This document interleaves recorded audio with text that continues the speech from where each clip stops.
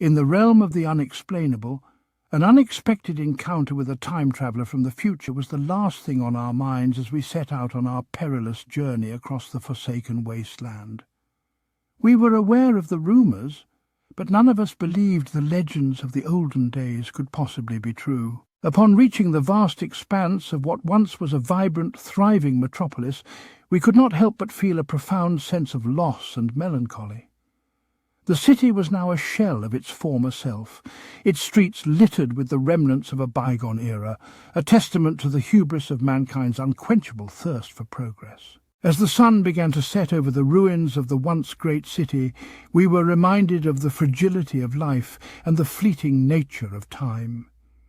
We wondered if this was the end of our journey, or merely the beginning of a new one, as we continued to search for answers to the mysteries that lay before us.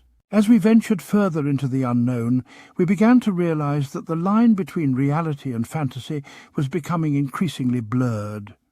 We found ourselves in a surreal world where the impossible was becoming possible, and the boundaries of our understanding were being pushed to their very limits. As the lion roared, a sense of foreboding hung heavy in the air. It was as if the very fabric of reality was beginning to unravel, and the world as we knew it was on the brink of collapse. We could only hope that our journey would lead us to the answers we so desperately sought. The serenity of the lake was a stark contrast to the chaos that surrounded us. We could not help but feel as if we were being watched, our every move being scrutinized by some unseen force.